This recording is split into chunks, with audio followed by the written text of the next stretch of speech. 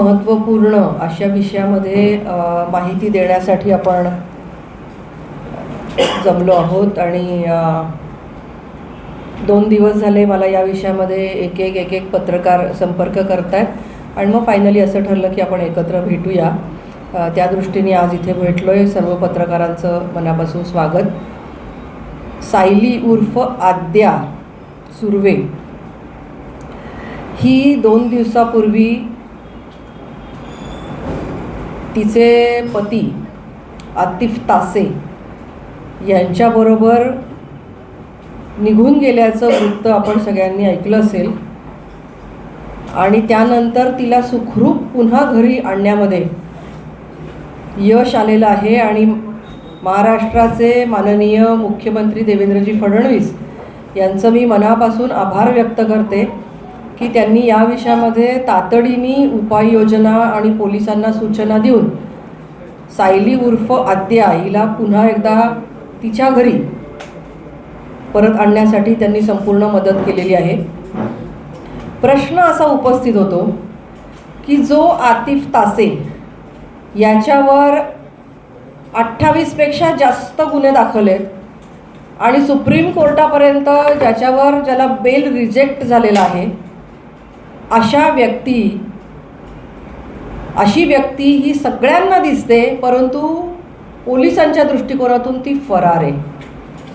ही फरार व्यक्ती सायली उर्फ आद्या हिला घरी येऊन भेटते आणि जो काही परिस्थितीचा गुंता तयार झालेला असेल ह्याच्यातून सायलीला त्याच्यासोबत जाण्यासाठी भाग पडलं जातं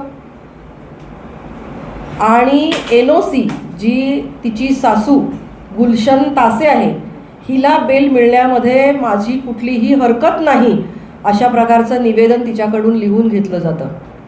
माझा प्रश्न असा आहे की जी वारंवार आतिफ तासे आणि गुलशन तासे यांच्याविषयी तक्रार नोंदवते, जिनी गेल्या 10 वर्षामध्ये त्या घरी जाऊन अतिशय हालअपेष्टा छळ सहन केलेला आहे, शोषण सहन केलेलं आहे आणि वारंवार त्या वेळेला पोलीस स्टेशनमध्ये तक्रारी दाखल केलेल्या आहेत, अशी व्यक्ती अचानक पोलीस स्टेशनमध्ये येऊन नो ऑब्जेक्शन कसं काय देईल आणि तिचं ते नो ऑब्जेक्शन गृहीत धरलं जावं का, असा माझा प्रश्न आहे.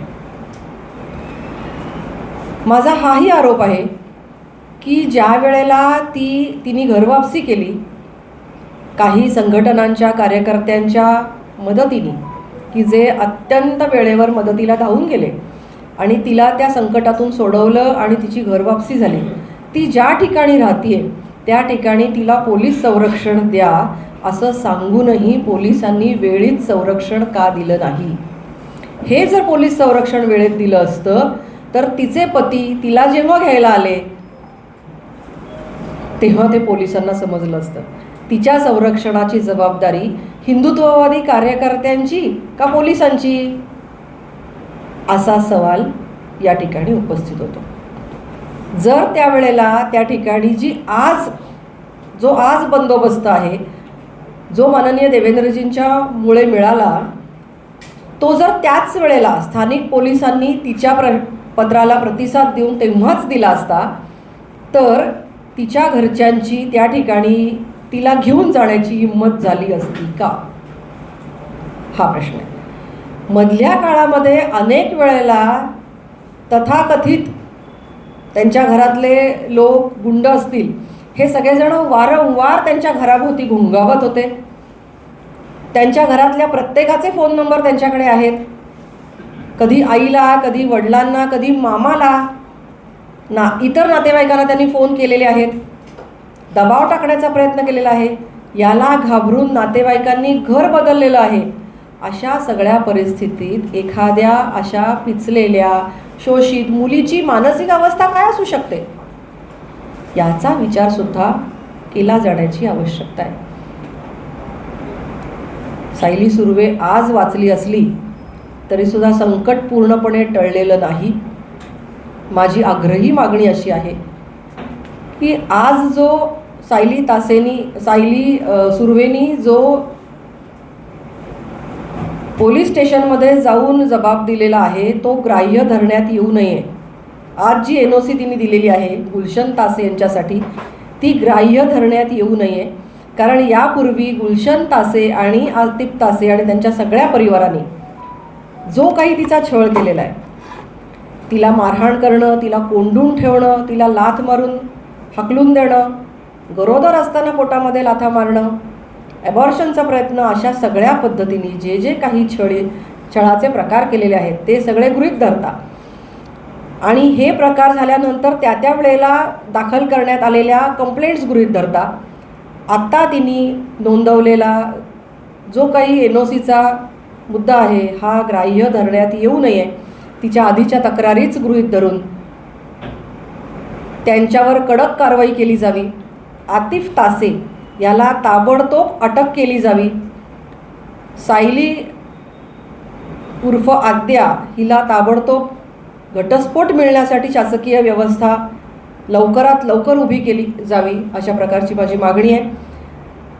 2 दिवसापूर्वी आणि कालही ज्या ज्या काही घटना घडल्या या संपूर्ण कार्यकाळामध्ये महाराष्ट्राचे मुख्यमंत्री देवेंद्रजी फडणवीस यांनी अतिशय तातडीने सगळी मदत पुरवलेली आहे. परंतु स्थानिक पोलिसांच्या ज्या काही चुका आहेत या मी त्यांच्या कानावर घातलेल्या आहेत आणि याही पुढे पाठपुरावा करून सायलीला ह्याच्यातून सोडवण्यासाठी आणि संपूर्णपणे तिला सुरक्षित वातावरण देण्यासाठी संपूर्ण समाज तिच्यासोबत आहे.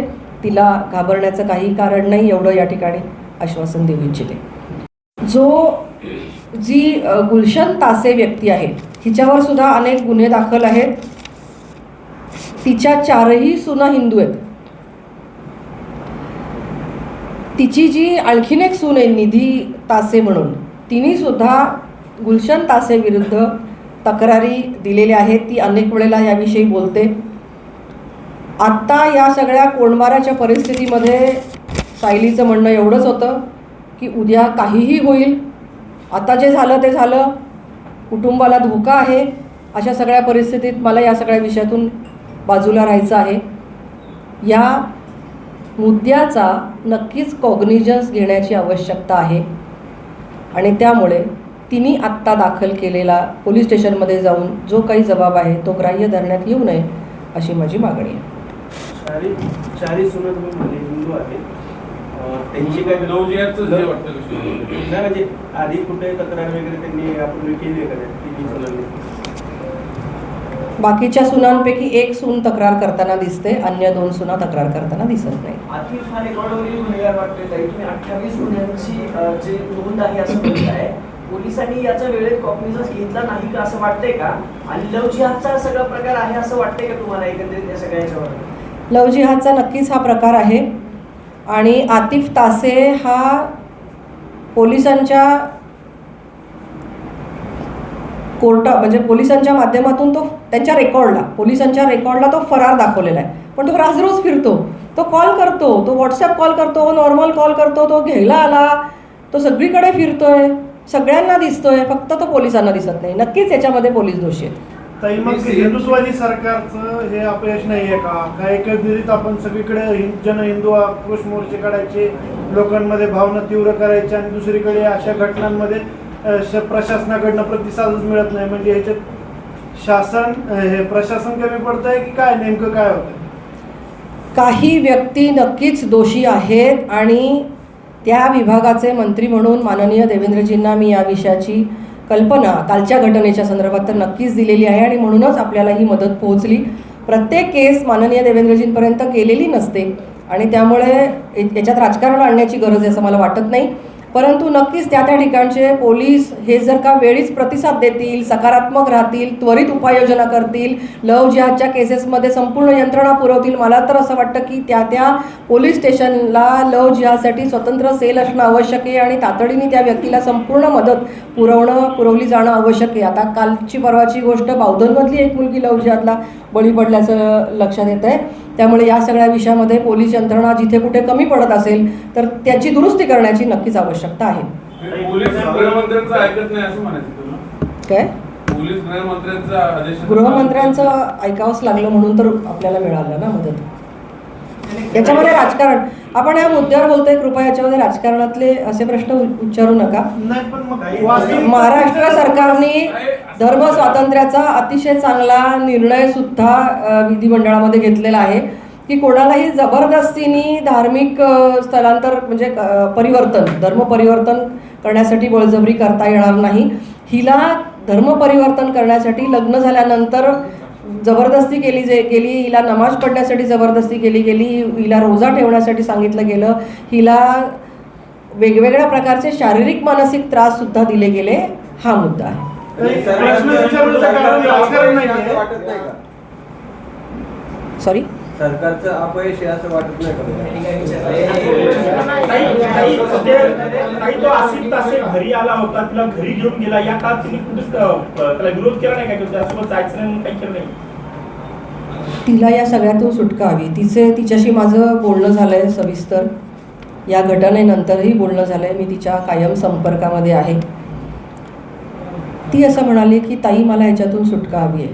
जे झालं ते झालं. माझ्या कुटुंबाला याच्यापुढे कुठल्याही प्रकारचा त्रास मला नको आहे आणि म्हणून ह्याच्यातून सुटका करून घेण्यासाठी मला हे पाऊल उचलावं लागलं.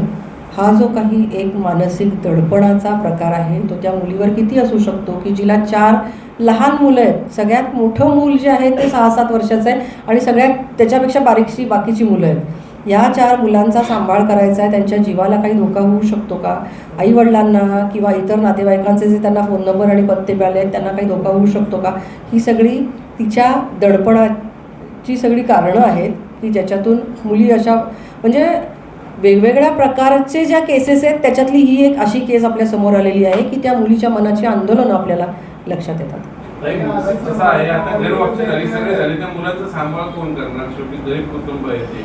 मग ही जबाबदारी कोण घेणार? तुम्ही घेतली घरवापसी, नंतर तिने एनओसी दिली, माझी काही हरकत नाही. ती सासू सुटली, तिचा नवरा येतो, तिला घेऊन जातो, ती म्हणते मला याच्यावर बोलायचं नाही, ती माध्यमासमोर येत नाही, मला याच्यातनं सुटका हवी. पण तिचं पुढचा विषयच काय? माध्यमांसमोर हा सगळा विषय ऑलरेडी झालेला आहे. माध्यमांसमोर नव्याने विषय येऊन तिने काही सांगण्यासारखं आहे असं मला वाटत नाही. ती एक आई आहे, तिला 4 मुलांचा सांभाळ करायचा आहे. ती अतिशय उच्च शिक्षित अशी युवती आहे. ती स्वतः नोकरी करून मुलांचा सांभाळ करू इच्छिते. एक सर्वसामान्यांचं साधं सज्जन व्यक्ती जशा आयुष्य त्यांचं व्यतीत करतात तशा प्रकारचं आयुष्य ती जगू इच्छिते. तिला या सगळ्यातून सुटका हवी आहे. या दृष्टिकोनातून मला असं वाटतं की सगळा हिंदू समाजाने तिच्याकडे या दृष्टिकोनातून पाहिलं पाहिजे आणि मदतीचे अनेक हात उभे होत आहेत. तिला नोकरीही लागेल, ती चांगलं आयुष्यही जगेल. प्रश्न हा आहे की ती जेव्हा योग्य वेळेला प्रशासनाकडे धावून गेली तेव्हा पोलीस प्रशासनाने तिला जर मदत केली असती तर ही वेळ आली नसती.